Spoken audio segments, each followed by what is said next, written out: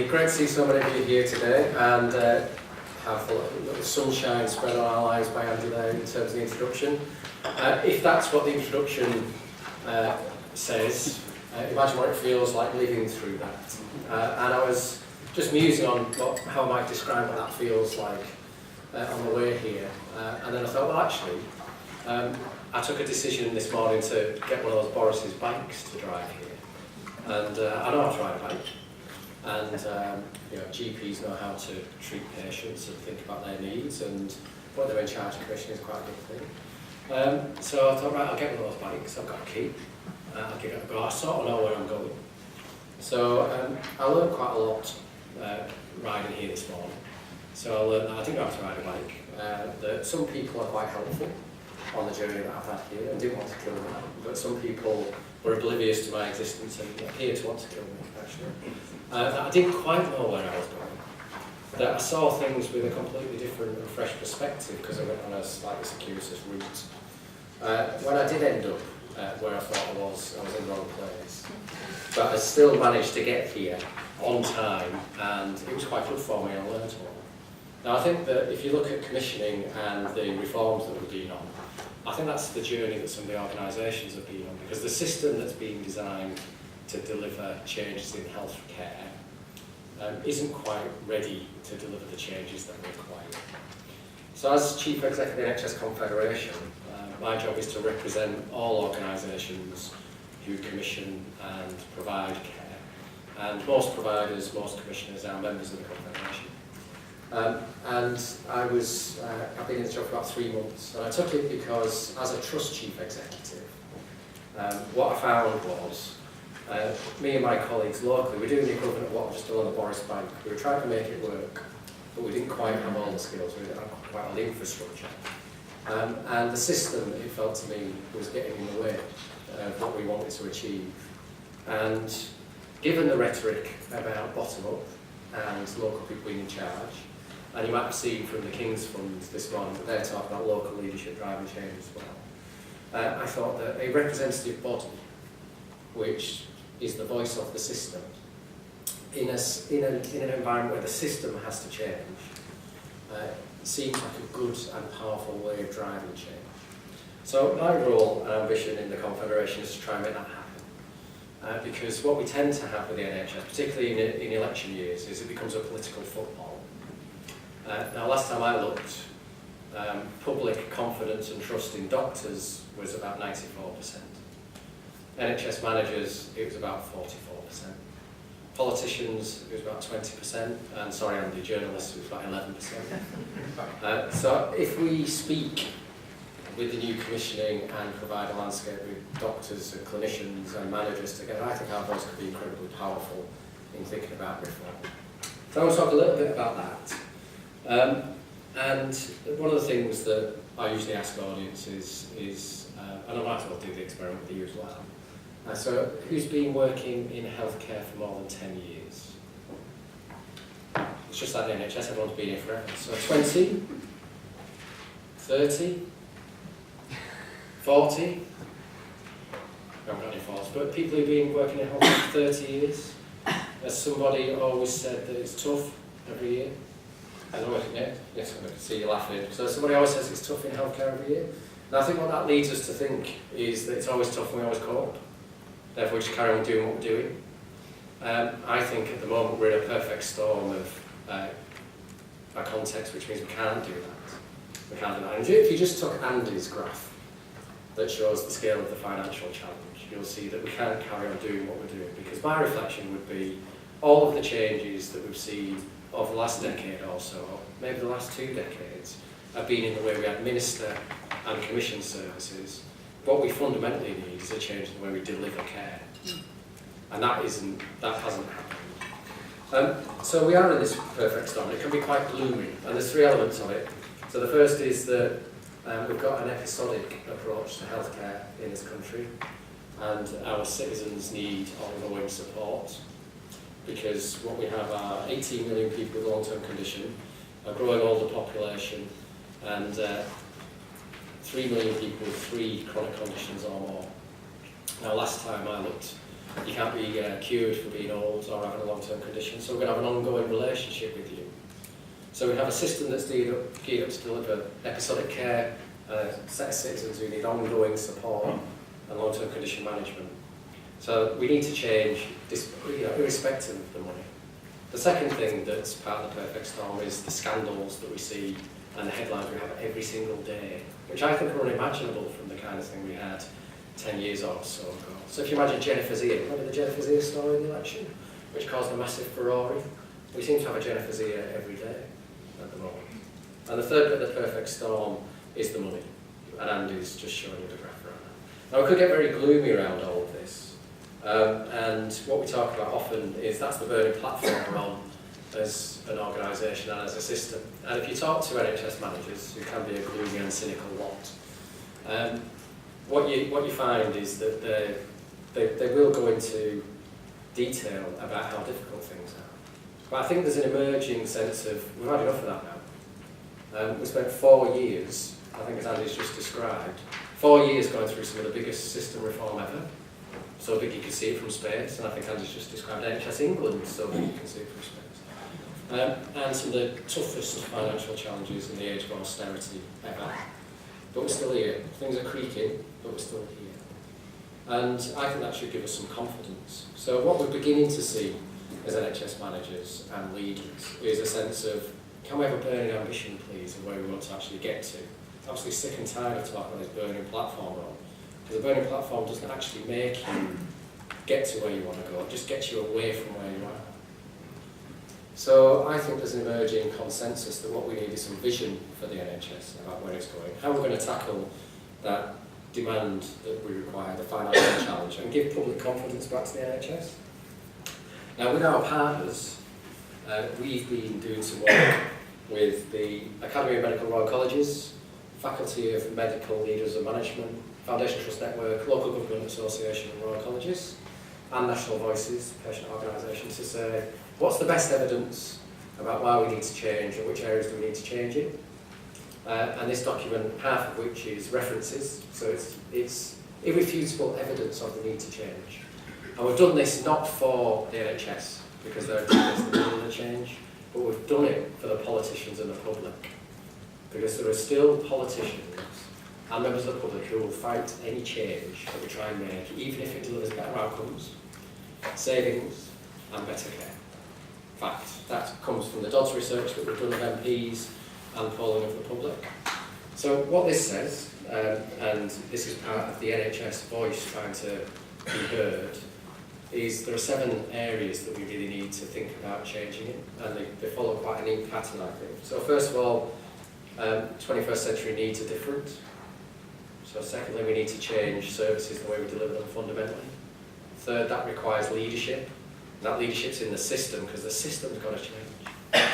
And that leadership's got to be value-based, because some of the decisions we've got to take are going to be tough, and people might not like them, but there will be the right decisions. Fourth, that's got to drive new culture, and that culture's got to be about 2 things. It's got to be about staff who feel engaged in their own organisations, because all the evidence is that delivers better outcomes.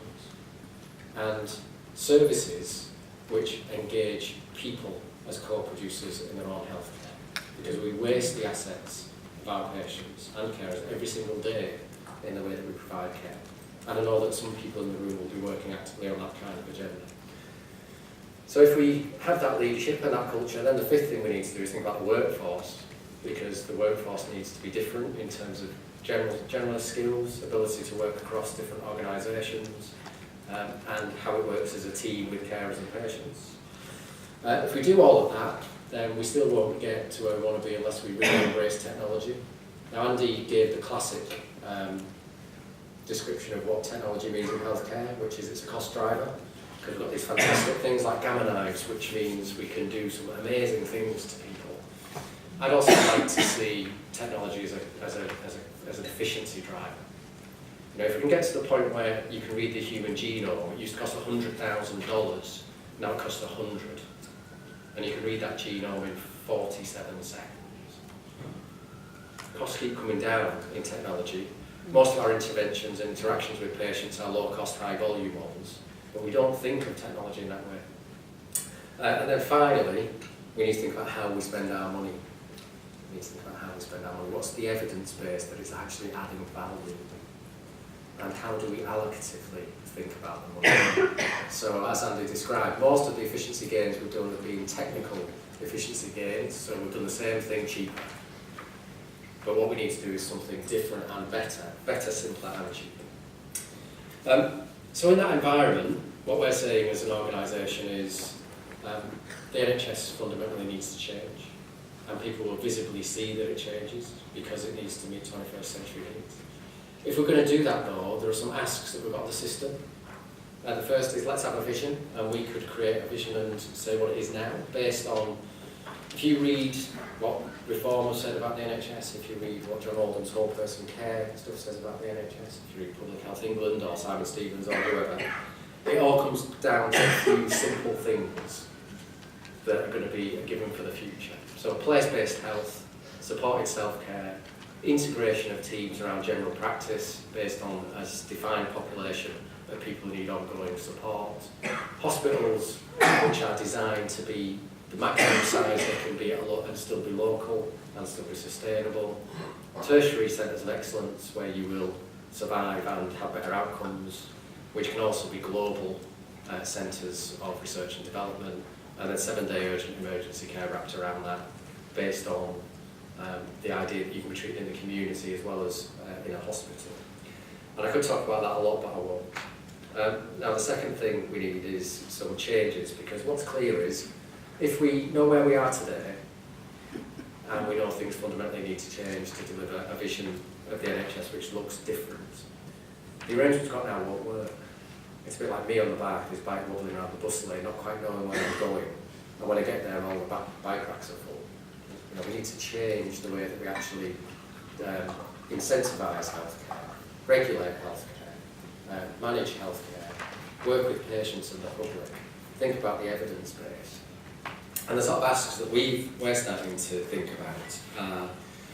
Firstly, let's get real then about this localism, hands-off stuff, because it is true that all of the improvements that are being made at a local level are down to the goodwill of leaders at a local level.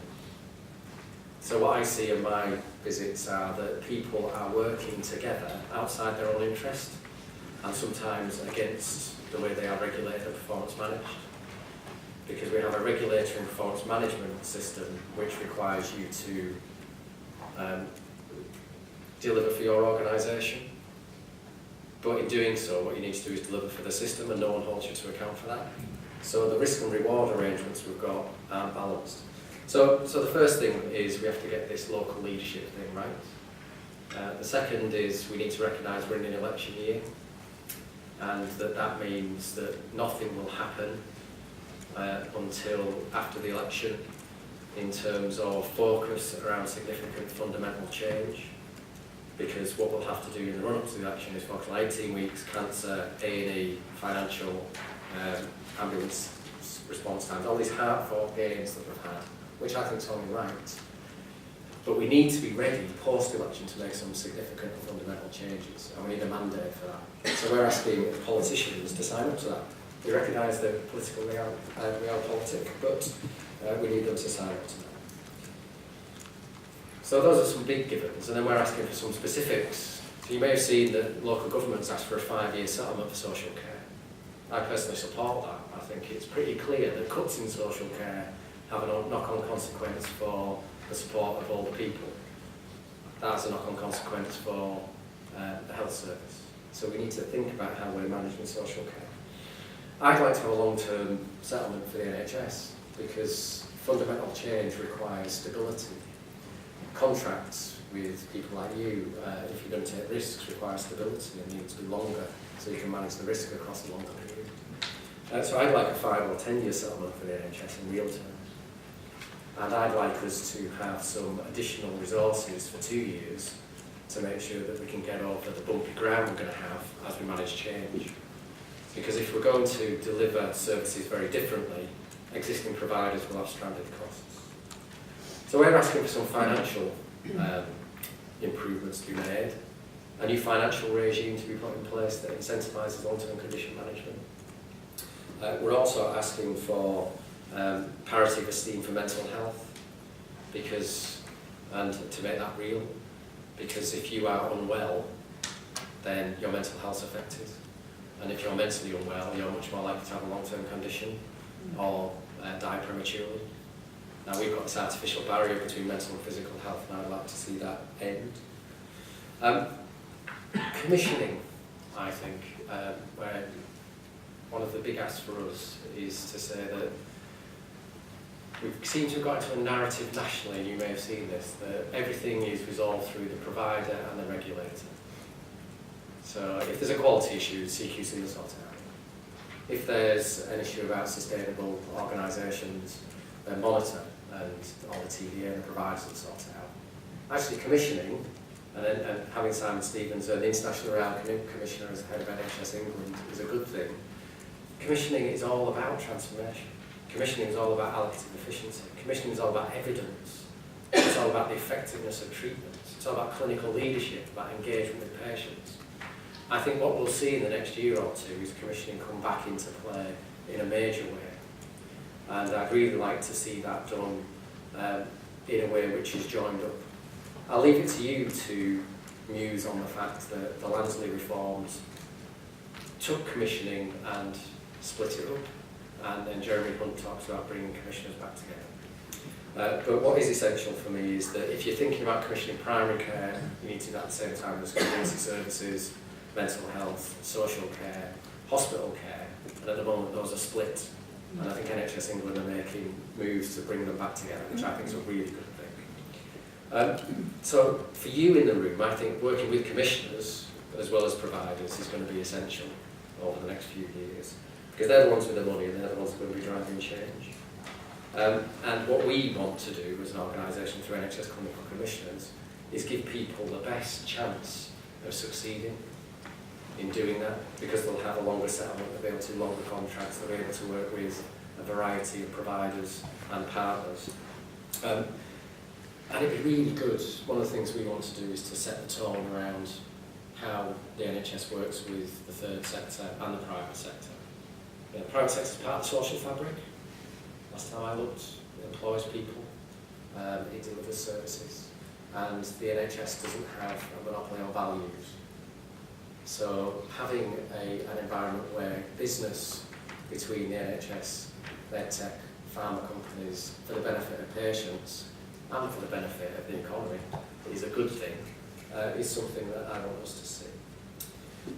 So fundamentally what we're trying to do is say that we know we're in a difficult context, we know we're on this burning platform. Actually we should have a burning ambition for the NHS. To do that requires some asks, and some of those will need to come in to play immediately after the election.